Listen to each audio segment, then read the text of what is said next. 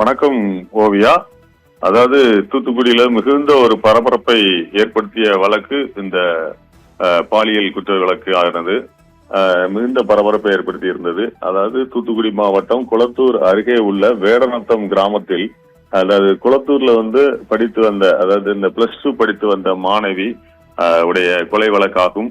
இந்த மாணவியானவள் 17 வயது மாணவி இந்த வேடநத்தம் பகுதியில் தனது வீட்டிற்கு அருகில் உள்ள காட்டு பகுதியில் இயற்கை உபாதைக்காக காட்டுப்பகுதிக்கு சென்ற போது பாலியல் வன்கொடுமை செய்யப்பட்டு கொலை செய்யப்பட்டார். இந்த வழக்கில் தொடர்புடையதாக கூறப்படுகின்ற சாயல்குடியை சேர்ந்த தர்மமுனீஸ்வரன் என்பவரை காவல்துறையினர் கைது செய்து விசாரணை மேற்கொண்டு வந்தனர். கடந்த மார்ச் மாதம் இரவு இயற்கை உபாதை கழிக்க சென்ற இந்த மாணவி வீடு திரும்பவில்லை. மறுநாள் காலையில் அதாவது அன்றைக்கு இரவே அந்த பகுதியில் உறவினர்கள் தேடி பார்த்து அவர் கிடைக்கவில்லை. எனவே அவர்கள் அந்த உறவினர்கள் அருகில் உள்ள அதாவது குளத்தூர் காவல் நிலையத்தில் புகார் கொடுக்க சென்றிருந்தார்கள்.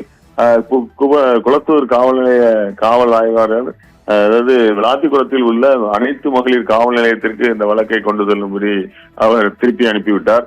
உடனடியாக அந்த விளாத்திக்குளத்தில் உள்ள அனைத்து மகளிர் காவல் நிலையத்திற்கு புகார் கொடுக்க சென்றார்கள். அங்கும் அந்த ஆய்வாளர் அவர்கள் சரியாக மரியாதையை கொடுத்து அந்த வழக்கை எடுத்துக்கொள்ளாமல் இவர்களை திட்டி அனுப்பியுள்ளார். இதனால் அந்த பெற்றோர்கள் மனம் உடைந்த நிலைமையில் திரும்பவும் இரவு நேரத்தில் அந்த காட்டுப்பகுதியில் அந்த மகளை தேடியுள்ளார்கள். அவள் கிடைக்கவில்லை. உடனடியாக அடுத்த நாள் மறுநாள் காலையிலும் உறவினர்களுடன் சென்று அந்த காட்டுப்பகுதியில் தேடியுள்ளார்கள். அப்பொழுதும் அந்த மகள் கிடைக்கவில்லை. திரும்பவுமாக உறவினர் ஒருவர், ஊரில் இருந்து வந்த அவருடைய பெரியப்பா ஒருவர், இப்பொழுது நாம் திரும்பவும் போய் பார்ப்போம் என்பதாக அன்றைக்கு மதியம் 3 மணி அளவில் போய் பார்க்கும்போது ஏற்கனவே சென்று தேடிய இடத்தில் அந்த இடத்தில் இல்லாமல் இருந்த அந்த மகள் அப்பொழுது அந்த இடத்தில் பிணமாக கிடந்துள்ளார். உடனடியாக அவரை அந்த இடத்தில் இருந்து மீட்டு அந்த காவல்துறைக்கும் தகவல் தெரிவித்துள்ளனர். இதன் பேரில் காவல்துறையினர் உடனடியாக இடத்தில் இருந்து அந்த உடலை கைப்பற்றி உடற்கூறு ஆய்வுக்கு அனுப்பி வைத்தனர். இதுதான் அந்த நேரத்தில் நடந்த சம்பவம். இதனால் அந்த பொதுமக்களிடையே ஒரு பெரிய ஒரு பிரச்சனை ஏற்பட்டு அந்த இடத்தில் உடனடியாக அவர்கள் சாலை மறியல் போன்ற போராட்டத்தில் ஈடுபட்டார்கள். அந்த போராட்டத்தின் காரணமாக பல்வேறு அரசியல் கட்சிகளும் அந்த இடத்திற்கு அவர்களுக்கு ஆதரவு தெரிவித்து அந்த போராட்டத்தில் ஈடுபட்டார்கள். இதனால் தூத்துக்குடி மதுரை நெடுஞ்சாலையில் உள்ள குறுக்கு சாலை என்ற பகுதியில் மிகப்பெரிய ஒரு போராட்டமாக அவர்கள் முன்னெடுத்தார்கள். காலை 6 மணி முதல் காலை 8 மணி முதல் இரவு 11 மணி வரை ஒரு போராட்டத்தை முன்னெடுத்து நடத்தினார்கள். இதனால் மிகப்பெரிய ஒரு அளவில் அந்த போராட்டமாக நடைபெற்றது. இதனால் மிகுந்த போக்குவரத்து பாதிப்பும் ஏற்பட்டது. இது போன்ற ஒரு மிகப்பெரிய ஒரு போராட்டமாக இருந்த நிலையில் அந்த வழக்கின் முக்கிய சாட்சியாக அந்த இடத்தில் இருந்த ஒரு காற்றாலையினுடைய சிசிடிவி கேமராவை பார்த்தபோது அதில் ஒருவர் அந்த இடத்தில் ஒரு பைக்கில் செல்வது போன்ற ஒரு காட்சி இருந்தது. இந்த இடத்தில் இந்த நேரத்திற்கு அந்த நேரத்திற்கு, அதாவது அந்த குற்றச்சம்பவம் நடந்த நேரத்தில் ஒருவன் கிராஸ் பண்ணுவது எதற்காக என்பதாக அந்த வண்டி நம்பரை வைத்து பார்க்கும்போது சாயல்குடியை சேர்ந்த தர்மமுனீஸ்வரன் என்பது தெரிய வந்தது.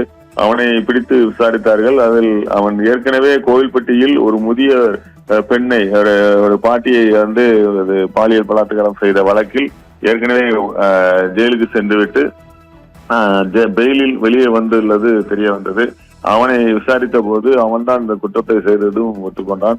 உடனடியாக அவனை பிடித்து காவல் நிலையத்தில் வைத்து விசாரித்து உடனடியாக முதல் தகவல் அறிக்கை தாக்கல் செய்து உடனடியாக, அதாவது அந்த சம்பவம் நடந்து இப்பொழுது 65 நாட்கள் ஆகிறது. இந்த 65 நாட்களுக்குள் குற்றப்பத்திரிகை எல்லாம் தாக்கல் செய்து உரிய சாட்சி விசாரணை எல்லாம் நடைபெற்றது.